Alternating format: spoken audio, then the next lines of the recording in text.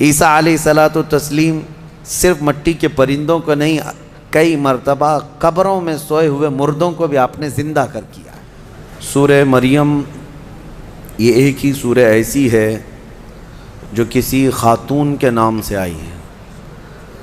پورے قرآن پاک میں حضرت مریم سلام اللہ علیہا رضی اللہ عنہا کا تذکرہ کثرت سے آیا ہے۔ دنیا کی سب سے پاکیزہ خواتین میں سے ان کا شمار ہے۔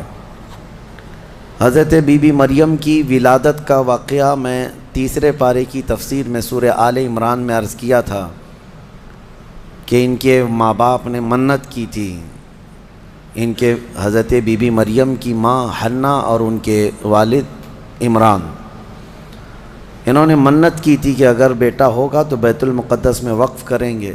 پھر وہ بیٹی پیدا ہوئی، پھر بھی انہوں نے بیت المقدس میں وقف کیا، اور جب حضرت بی بی مریم کچھ جوان ہوئیں تو ایسا ہوا کہ اللہ کریم کے حکم سے جبرائیل امین علیہ السلام آئے اور آ کر کے ان سے کہا کہ میں تمہیں ایک بیٹا دینے کے لیے آیا ہوں۔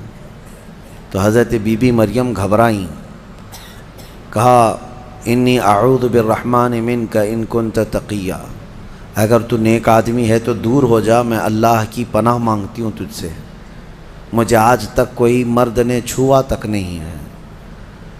تو پھر حضرت جبرائیل نے کہا انما انا رسول ربک لاہب لک غلاما زکیا، میں تو تیرے رب کا فرشتہ ہوں، تیرے رب کا قاصد ہوں، بھیجا ہوا ہوں، اور تجھے ایک بیٹا دینے کے لیے آیا ہوں۔ بی بی مریم نے پوچھا، قالت انا یکون لی غلام ولم یمسسنی بشر ولم اک بغیا، مجھے بیٹا کیسے ہو سکتا ہے، مجھے آج تک کسی مرد نے چھوا نہیں اور نہ ہی میں بدکار عورت ہوں، مجھے کیسے بیٹا ہوگا؟ قال کذالک، جبرائیل امین نے کہا ایسے ہی اللہ چاہتا ہے۔ هو علی ہین، قال ربک هو علی ہین وقد خلقتک من قبل ولم تک هو علی ہین ولنجعلہ آیۃ للناس، تیرا رب یہ فرما رہا ہے کہ یہ کام اس کے لیے بڑا آسان ہے، رب تعالیٰ کے لیے بڑا آسان ہے، اور تجھے بغیر کسی شوہر کے ٹچ کیے چھوئے ایک بیٹا دے گا اللہ تعالیٰ، تاکہ اس بیٹے کو اللہ اپنی نشانی بنا دے اور اپنی طرف سے اس کو رحمت بنائے، اور اللہ کا یہ فیصلہ ہے۔ یہ بات چیت ہو رہی کس کے درمیان؟ حضرت بی بی مریم اور حضرت جبرائیل علیہ السلام۔ جبرائیل علیہ السلام اللہ کے فرشتے ہیں، فرشتوں کے اندر یہ بات پہلے سے آپ کو یاد رہے، نہ وہ فرشتے مرد ہیں نہ عورت ہیں، نہ ان کے اندر انسانی فطرت کے تقاضے جو ہوتے ہیں، شہوتیں، وہ بالکل نہیں ہوتی۔ فرشتہ گناہ کرنا تو دور کی بات، گناہ کے متعلق سوچ بھی نہیں سکتا، اللہ نے وہ چیز ہی فرشتے کے اندر نہیں رکھی۔ فرشتوں کے اندر شہوت کا مادہ ہے ہی نہیں، خواہشات نفسانیہ بالکل نہیں، نفس ان کے اندر نہیں ہے۔ جبرائیل امین علیہ السلام جب ان کا اور حضرت بی بی مریم کا جو ایک کنورسیشن ہے، اس کو قرآن پاک میں بیان فرمایا رب تعالیٰ نے۔ اب اس کے بعد اچانک ہوا یہ، فَحَمَلَتْهُ فَانْتَبَذَتْ بِهِ مَكَانًا قَصِيًّا، اچانک بی بی مریم حضرت جبرائیل امین کے پھونک مارنے سے حاملہ ہو گئی۔ صرف انہوں نے پھونک مارا، کون؟ جبرائیل امین علیہ السلام، پھونک مارا تو وہ حضرت بی بی مریم کیا ہوئیں؟ حاملہ ہو گئی۔ اور جیسی وہ حاملہ ہوئیں تو ان کو خوف ہوا کہ اب قوم کیا کہے گی، تو وہ ایک آبادی سے بہت دور چلی گئیں جہاں کوئی نہ دیکھتا ہو، اور وہ ایک گھنی باغیچے کے جو کھجوروں کے درخت وہاں پر تھے، اس باغیچے میں چلی گئیں۔ یہ ایسا نہیں ہے کہ یہ حمل 9 مہینے کا تھا، بلکہ یوں حمل ہوا اور پھر بچے کی ولادت بھی، زیادہ دن تک کا یہ عمل نہیں تھا۔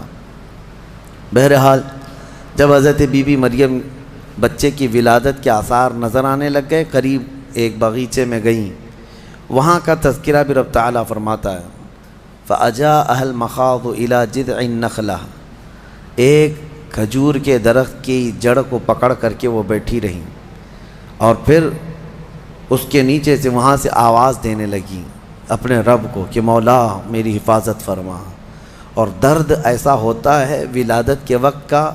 اس وقت کے الفاظ حضرت بی بی مریم کے قرآن فرما رہا ہے، وہ کہہ رہی تھی کنت نسیم منسیا، یہ درد سے پہلے میں مر گئی ہوتی، بھلا دی گئی ہوتی، کاش میں ان تمام چیزوں میں نہ ہوتی. عورت جو ہے اس درد کے وقت بہت ہی زیادہ فرسٹریٹ ہوتی ہے، بہت تکلیف دہ ہوتی ہے، تکلیف زدہ ہوتی ہے، اس قدر کہ موت کے وقت ہونے والی تکلیف سے تھوڑی سی کم تکلیف بچے کی ولادت کے وقت ہوتی ہے.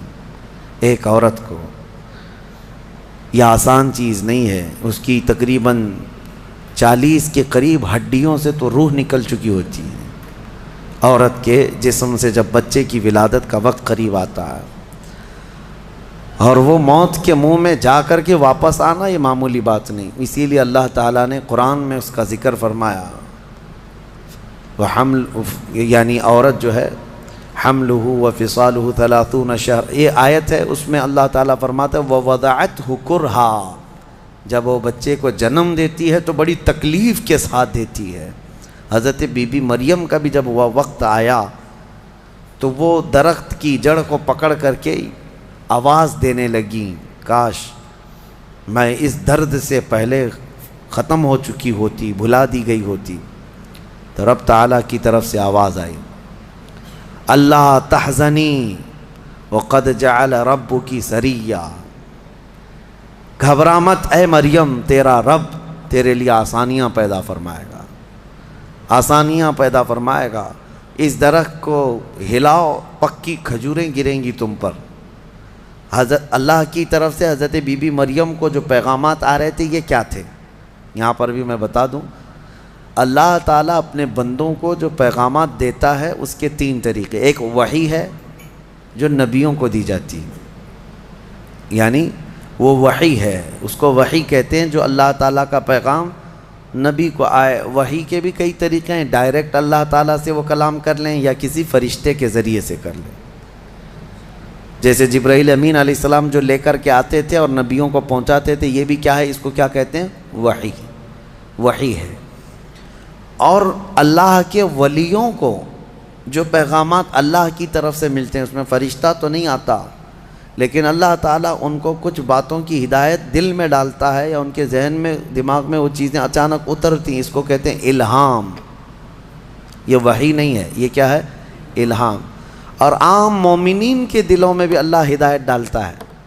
آپ کو خود بھی کچھ چیزیں سمجھ میں آ جاتی ہیں، یہ صحیح ہے، یہ غلط ہے، یہ اللہ کی طرف سے دی ہوئی ہدایت ہے. اس کو القاء کہتے ہیں. ہے اللہ کی دی ہوئی ہدایت، لیکن اگر وہ نبی کو ہو تو وحی ہے، ولی کو ہو تو الہام ہے، عام مومنین کو ہو تو القاء ہے. اور کچھ کافروں کو بھی ہوتی ہے. کافروں کو جو چیزیں معلوم ہوتی ہیں اس کو استدراج کہتے ہیں، یعنی وہ بھی کچھ چیزیں معلوم کر لیتا ہے. بہرحال یہ ایک الگ بحث ہے. حضرت بی بی مریم کو یہ الہام اللہ کی طرف سے تھا. اللہ تبارک و تعالیٰ نے ان کو فرمایا کہ درخت کی یہ جڑ کو ہلاؤ، پکی کھجوریں گریں گی. کھجوریں گریں تو اللہ کا حکم ہوا فکلی وشربی وقری عینا، کھاؤ پیو اور اپنی آنکھیں ٹھنڈی کرو. درد زہ اس کو کہتے ہیں، بچے کی ولادت کے وقت ہونے والا درد. قرآن کے اعتبار سے اس درد کے وقت عورت کو کھجور کھانا چاہیے، کھجور سے افاقہ ہوگا، کیونکہ قرآن میں اللہ نے بی بی مریم کو یہ عطا فرمایا. وہ کھجوریں کھائیں اور اس کے بعد اب جو حکم تھا اللہ کا وہ کیا تھا؟ فَإِمَّا تَرَيِنَّ مِنَ الْبَشَرِ أَحَدًا فَقُولِي إِنِّي نَذَرْتُ لِلرَّحْمَنِ صَوْمًا. اگر کوئی آدمی تجھے نظر آ گیا بچہ ہونے کے بعد، بچے کو دیکھ کر کے کوئی بھی اگر تم کو نظر آیا تو بات مت کرنا کسی سے. اس وقت چپ کا روزہ ہوتا تھا، یعنی خاموشی کا روزہ. ہماری شریعت میں نہیں ہے، لیکن پہلے کی شریعت میں چپ رہنے کا روزہ بھی ہوتا تھا، یعنی وہ جو ٹائم ہے اتنے ٹائم تک کسی سے بات نہیں کریں. یہ ہونا چاہیے، لیکن ہماری شریعت میں نہیں ہے. کاش یہ روزہ عورتوں پر ہو جاتا، بہت سارے لوگ محفوظ ہو جاتے ہیں.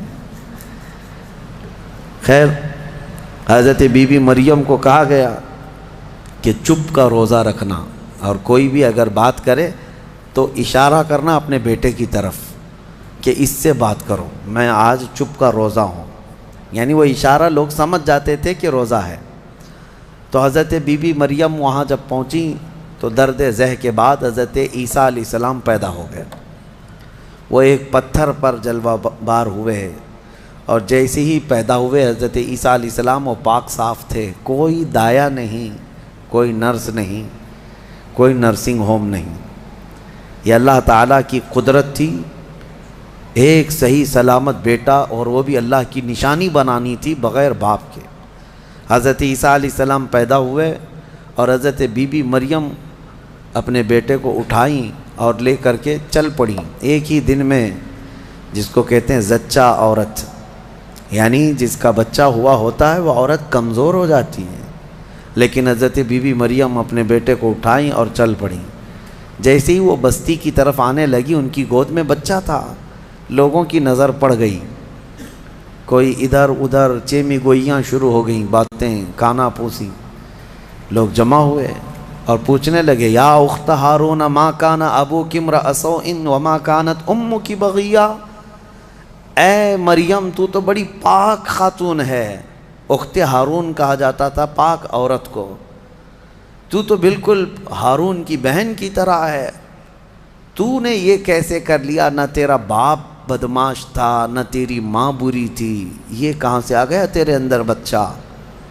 فاشارت الیہ، بی بی مریم نے اپنے بیٹے کی طرف اشارہ کیا، اس سے بات کرو، میں آج چپ کا روزہ ہوں.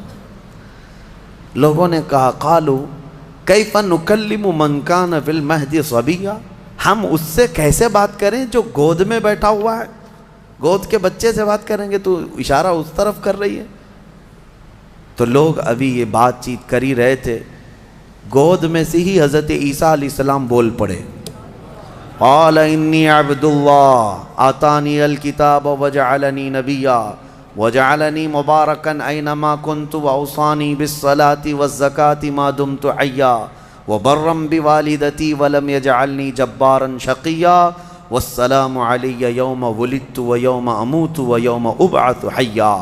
یہاں تک کا کلمہ عیسیٰ علیہ السلام نے گود میں ہی کیا. کیا کہتے ہیں؟ اے لوگوں میں اللہ کا بندہ ہوں، انی عبداللہ، میں اللہ کا بندہ ہوں اور اس نے مجھے نبی بنا کر بھیجا ہے. حضرت عیسیٰ علیہ السلام کو گود میں ہی نبوت ملی ہے، گود میں نبوت ملی ہے. اس نے مجھے نبی بنا کر بھیجا ہے. صرف نبی نہیں، وجعلنی مبارکا، اور مجھے برکت والا بنا کر بھیجا ہے. اور پھر مجھے اللہ نے یہ حکم دیا ہے میں جہاں کہیں پر بھی رہوں نماز قائم کروں، زکوٰۃ دیتا رہوں. جب تک میں زندہ رہوں نماز قائم کرتا رہوں اور زکوٰۃ دیتا رہوں، ان کی امت کی اور ان کی شریعت کی جو نماز رہی. اور پھر اللہ نے مجھے حکم دیا ہے کہ میں میری ماں کا فرما بردار رہوں اور اس کا نافرمان نہ رہوں. اور پھر آخری والا جملہ تو بہت امپورٹنٹ ہے ہم سنیوں کے لیے، جو عیسیٰ علیہ السلام نے کیا. عیسیٰ علیہ السلام کی ولادت کا دن، جیسے کہ آج پوری دنیا میں کرسچن بھی مناتے ہیں 25 دسمبر کو، کرسمس جو مناتے ہیں، الگ الگ روایتیں واللہ عالم جو بھی ان کی پیدائش کا دن رہا. لیکن عیسیٰ علیہ السلام کا یہ جملہ بڑا امپورٹنٹ ہے. آخر میں اپنی گود میں انہوں نے کیا کہا؟ والسلام علی یوم ولدت ویوم اموت ویوم ابعث حیا. کہتے ہیں مجھ پر اللہ کی سلامتی ہو جس دن میں پیدا ہوا، جس دن میں پیدا ہوا اور جس دن میں انتقال کروں گا اور جس دن میں اٹھایا جاؤں گا، وہ سب ان سب دنوں پر اللہ کی سلامتی ہو. عیسیٰ علیہ السلام جس دن پیدا ہوئے وہ سلامتی والا دن ہے، تو 12 ربیع الاول کیوں نہ سلامتی والا دن؟ میرے آقا صلی اللہ علیہ وسلم جس دن پیدا ہوئے کیا وہ سلامتی والا دن نہیں ہے؟ اور ایک نبی خود اپنی ولادت کے دن سلام بھیج رہے ہیں، اور یہاں کروڑوں امتی اپنے نبی کے پیدائش کے دن سلامتی بھیجیں، تو یقیناً یہ قرآن کے حکم کے مطابق ہے. بہرحال یہاں تک بات ہوئی. اب چپ ہو جانا چاہیے. بچے کی زبان سے جب یہ باتیں سن لی، یہ معجزہ نہیں تو اور کیا ہے؟ اس کے بعد عیسیٰ علیہ السلام ایسا نہیں کہ گود میں ہی بولتے تھے، بس اتنا بولے اور خاموش ہو گئے. پھر جب بولنے کی عمر آئی بچوں کی، تب آپ پھر بولنے لگے. اب عیسیٰ علیہ السلام کے متعلق اب سنیے. جب آپ پھر جوان ہوئے اور عجیب و غریب باتیں، ظاہر سی بات ہے اللہ کے نبی ہر زمانے میں پاک لوگ ہوا کرتے ہیں، پاکیزہ لوگ، ان کی زبان میں اثر الگ. پھر اللہ تبارک و تعالیٰ نے آپ کو جب نبوت گود میں عطا کی تھی تو جوان ہوتے ہی آپ نے تبلیغ اپنے دین کی شروع فرمائی، لوگوں کو ایمان کی طرف بلائے، ایک خدا کی عبادت کی طرف، آخرت کی طرف لوگ آتے رہے اور آپ کی طرف متوجہ ہوتے رہے۔ یہ زمانہ یہودیوں کا ہے، بڑے ڈینجر لوگ ہیں ہر زمانے میں، یہ یہودی بڑے ڈینجر ہیں۔ یہ ظالم جو ہے معمولی نہیں ہے، کیوں ان کے اوپر اللہ نے قرآن میں لعنت فرمائی ہے؟ یوں ہی نہیں، یہ ان یہودیوں نے تقریباً 10,000 نبیوں کا قتل کیا ہے۔ ہاں، جیوز لوگوں کو آج برا لگتا ہے میری تقریروں کو کوٹ کر کے بہت سارے جگہ، اس وجہ سے تو میری تقریریں لے کر اسرائیل والے بیٹھے ہیں، مجھے ویزا نہیں دیتے، مجھے اس سے فرق نہیں پڑتا۔ ہمارے لیے جو اصلی ویزا ہے وہ مدینہ طیبہ کا ہے، جب تک وہ دروازہ کھلا ہے ہماری روح جسم میں باقی ہے۔ اور میرے آقا صلی اللہ تعالیٰ علیہ وسلم کے عنایت سے، ان کے کرم سے ہمیں اتنا یقین ہے کہ اگر جانے کی طاقت استطاعت کہیں کی بھی نہ ہو، اتنا یقین ضرور ہے میرے اعمال کا بدلہ تو جہنم ہی تھا، میں تو جاتا میرے سرکار نے جانے نہ دیا۔ جب وہ جائیں گے اپنے غلاموں کو ساتھ لے کر جنت میں جائیں گے انشاءاللہ۔ یہودیوں نے اس وقت بھی نبیوں کی دشمنی کی تھی، اب عیسیٰ علیہ السلام کے دشمن ہو گئے۔ ان کو یہ تھا کہ ان کی طبیعت کے خلاف جب بھی کوئی بات کرے تو اس کے دشمن ہو جاتے تھے۔ یہودیوں کو یہ چاہیے تھا کہ ان کی طبیعت میں جیسی ہے ویسی ہی شریعت ہونی چاہیے، الگ سے اللہ کے احکامات کو نہیں ماننا ہے، کتاب کے جو احکامات ہے اسے نہیں ماننا ہے، نبیوں کے احترام نہیں ہے، ان کو خود کی بنائی ہوئی شریعت چاہیے۔ بڑے امیر لوگ کچھ غلطی کریں تو انہیں معاف کرنا چاہیے، غریب لوگ کریں تو انہیں خوب مارنا چاہیے، یہ یہودیوں کی طبیعت تھی، یہودی یہ چاہتے تھے۔ عیسیٰ علیہ السلام جب جوان ہوئے تو آپ کی طرف لوگ ایمان والے بڑھنے لگ گئے، ان کو حواریین کہا جاتا ہے، جیسے میرے آقا کے ساتھیوں کو کیا کہتا ہے؟ صحابہ اکرام، صحابہ، اور حضرت عیسیٰ علیہ السلام کے جو ساتھی صحابی تھے ان کو حواری کہا جاتا ہے۔ یہ عیسیٰ علیہ السلام کے حواری، وہ بڑے مخلص لوگ آپ کے ساتھ تھے۔ 12 لوگوں کا تو ذکر آیا ہے اور 4 مشہور شاگرد ہیں، انہی 4 لوگوں نے حضرت عیسیٰ علیہ السلام کی پوری انجیل کو ترتیب دیا۔ یوحنا، لوقا، متی، مرقس، یہ 4، انہی کے 4 ناموں سے آج انجیل بھی، بائبل بھی ہے۔ تو بائبل یوحنا کو آج جان کہا جاتا ہے، یوحنا کو یہ بدل کر کے جان کہتے ہیں۔ متی جو ہے ان کو میتھیو کہتے ہیں، اور مرقس کو غالباً کچھ اور نام، مرکری و کچھ نام دیتے ہیں۔ اور یہ تمام جو عربی نام تھے یا عبرانی نام تھے اس زمانے کے، یہ عیسیٰ علیہ السلام کے 4 مشہور شاگرد ہوئے۔ اب عیسیٰ علیہ السلام کے معجزے میں آپ کو بتاؤں، اللہ تعالیٰ نے 3 معجزے آپ کو دیے تھے عیسیٰ علیہ السلام کے، 3 معجزے مشہور ہیں۔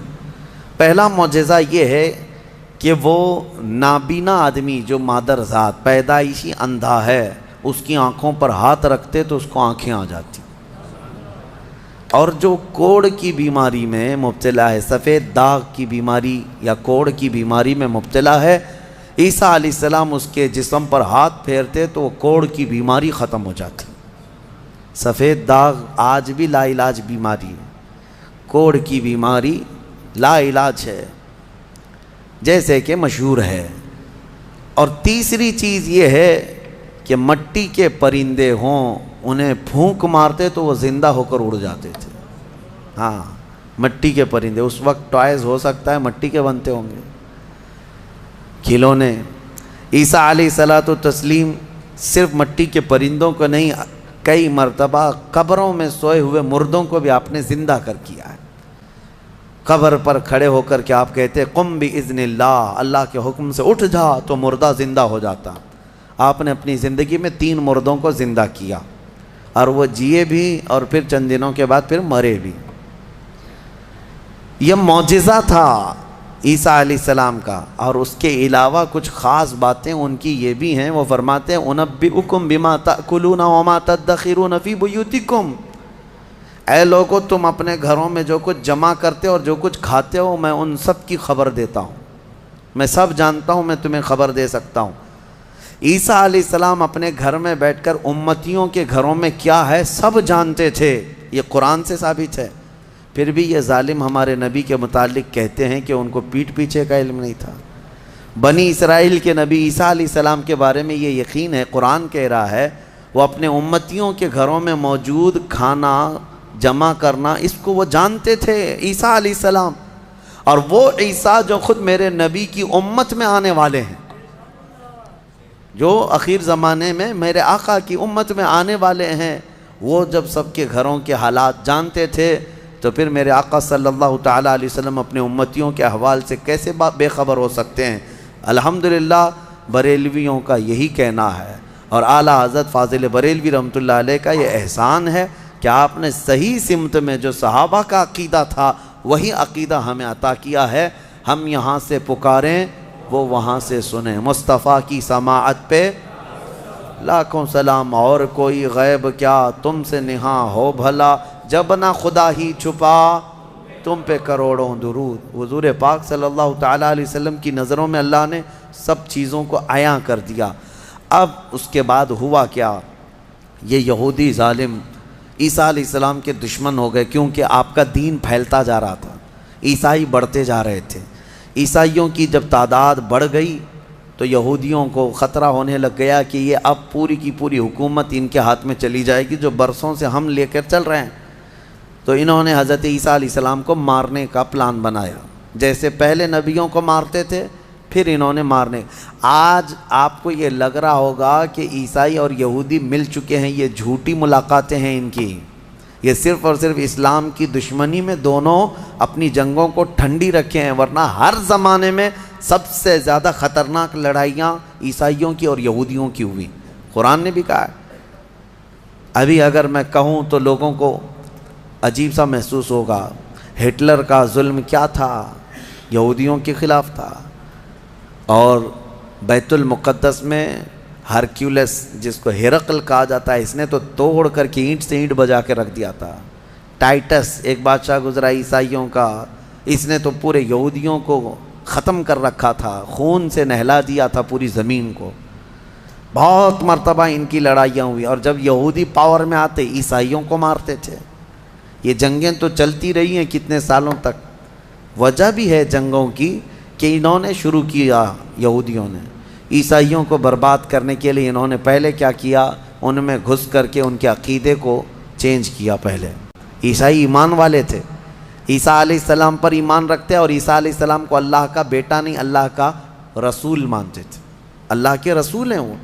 یہودیوں نے انہیں گمراہ کیا، پادری بنا بنا کر کے انہیں میں گھسا دیا کہ وہ پادری ایسے چرچوں میں گئے جہاں جا کر کے انہوں نے بائبل کو اپنے انداز سے شرح لکھنا شروع کیا کہ اس کا مطلب یہ ہے، اس کا مطلب یہ ہے، اور پھر بعد والی جنریشن نے اس کا عقیدہ بنا لیا۔ یہ یہودی اسی طرح سے ہماری امت میں بھی گھس گھس کر کے فرقے بنائے ہیں، ان کا کام یہ ہے ہر زمانے میں۔ اور یہ میں ہوا میں نہیں بول رہا ہوں، باضابطہ انہوں نے یہ سب کام کر کے کتابیں بھی لکھی ہیں کہ ہم نے یہ کیا ہے، اعتراف کیا ہے۔ مارکیٹ میں آج کتابیں ملتی ہیں یہ جو کرتے ہیں، اور اس کے بعد اعترافی کتاب بھی لکھتے ہیں کہ ہم نے یہ کام کیے ہیں۔ بہرحال عیسیٰ علیہ السلام کو قتل کرنے کا منصوبہ بنایا اور ان کے گھر کے اطراف جمع ہو گئے۔ عیسیٰ علیہ السلام کو اللہ تعالیٰ نے وحی کے ذریعے بتا دیا کہ تمہارے دشمن تمہارے قتل کے درپے ہیں۔ عیسیٰ علیہ السلام اپنے حواریین سے رات میں ملاقات کرتے ہیں، ان کو دین کے ساری باتیں پیش کرتے ہیں، اور جو انجیل تھی جس کو یہ بائبل کہتے ہیں وہ سب اپنے شاگردوں میں تقسیم کر دیا، اور سب کو الگ الگ جگہ جانے کا حکم دیا کہ تم فلاں جگہ چلے جاؤ، تم فلاں جگہ چلے جاؤ، تم فلاں جگہ چلے جاؤ۔ اور پھر سب کو یہ اپنی آخری وصیت میں کہا میں اللہ کے حضور جا رہا ہوں۔ یہ ان کے آخری پیغامات تھے اپنے شاگردوں کو، اپنے صحابہ کو، اپنے حواریین کو کہا۔ ان کے حواریین سب چلے گئے، عیسیٰ علیہ السلام اکیلے تھے گھر میں۔ اب یہودیوں نے ان کے گھر کا گھیراؤ کر لیا۔ یہ قرآن سے جو بات ثابت ہے وہ میں بتا رہا ہوں، یہ آج تک عیسائیوں کو بھی ان کی کتابوں میں نہیں ملی بات، ان کو اس چیز کا علم نہیں ہے، لیکن قرآن میں ہے۔ کیونکہ عیسیٰ علیہ السلام گھر میں تھے، اس کے بعد عیسائیوں کو کہاں سے پتہ چلے گا کیا ہوا تھا؟ عیسیٰ علیہ السلام کے جو حواریین تھے وہ بھی دور چلے گئے تھے، گھر میں کیا ہوا کسی کو نہیں معلوم۔ ہوا یہ کہ یہودی قتل کرنے کے لیے آئے اور اپنے ایک بندے کو، اپنے ایک قاصد کو گھر میں بھیجا، جاؤ دیکھو عیسیٰ ہیں کہ نہیں۔ وہ اندر آیا دیکھنے کے لیے، عیسیٰ علیہ السلام تلاوت میں مشغول تھے۔ اسی وقت قرآن میں اللہ فرماتا ہے ہم نے عیسیٰ علیہ السلام کو اللہ نے آسمانوں پر اٹھا لیا۔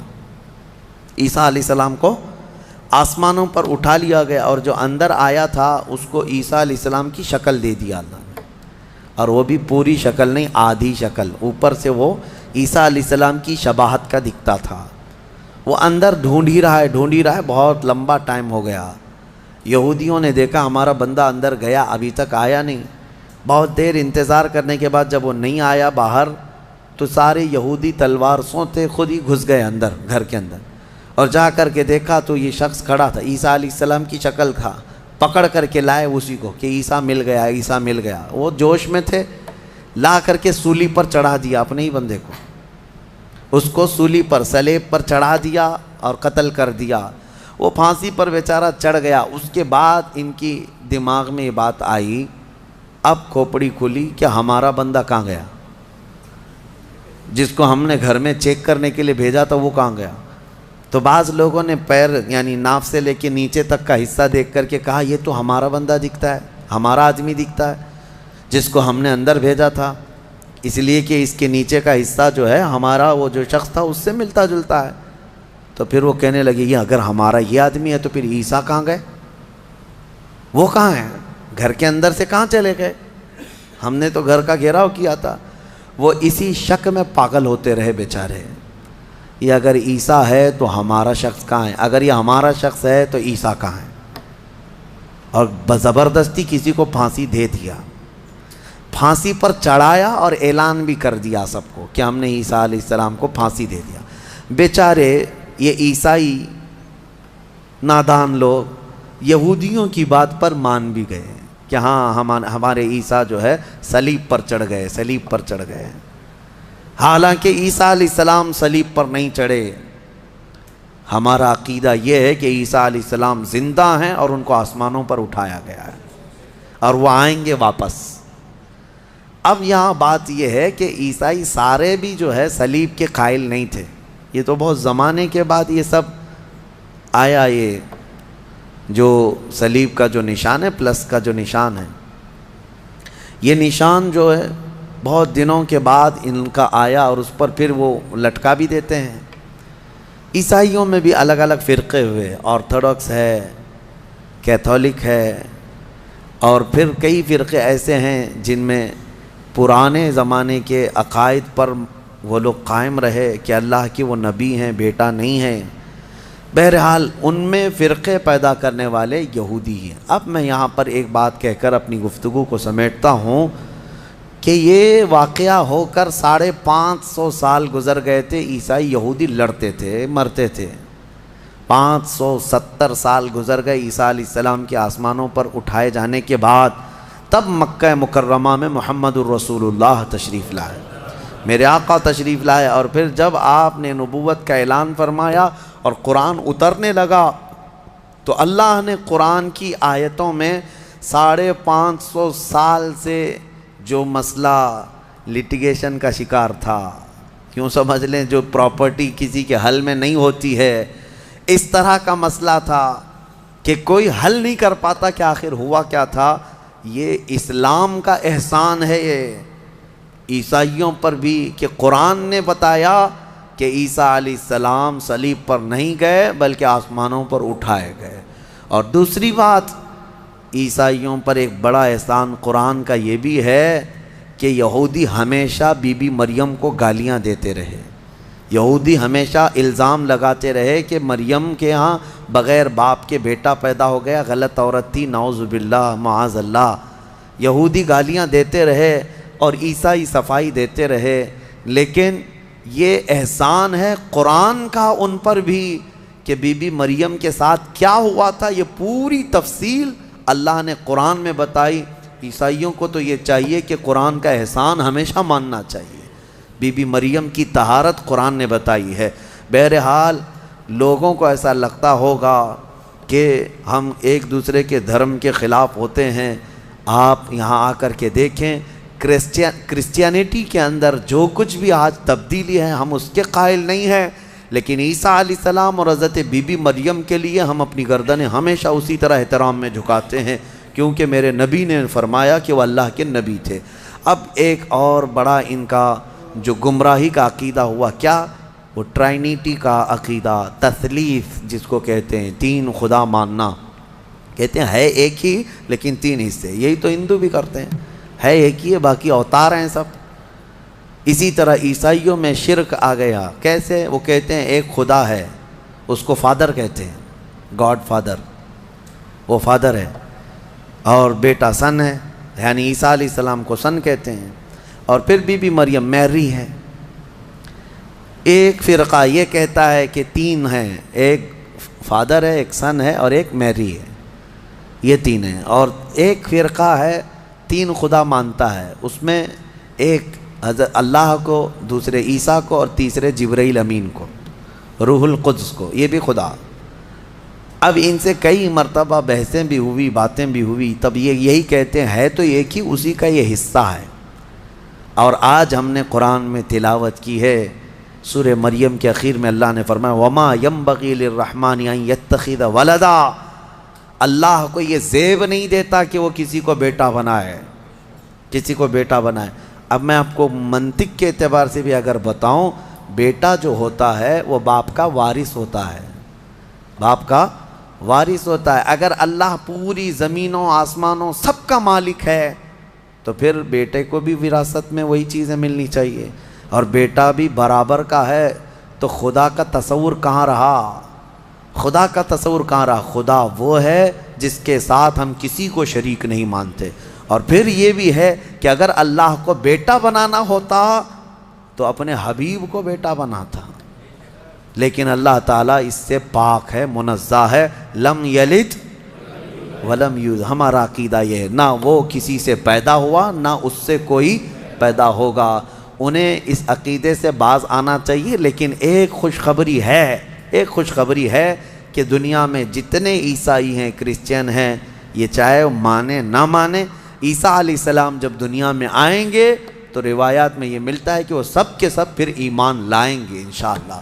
اور پھر ہر پرچم جو گھر سے لہرائے گا، جواب میں ہر جگہ گھر سے یہی آواز آئے گی لبیک یا وآخر دعوانا ان الحمدللہ رب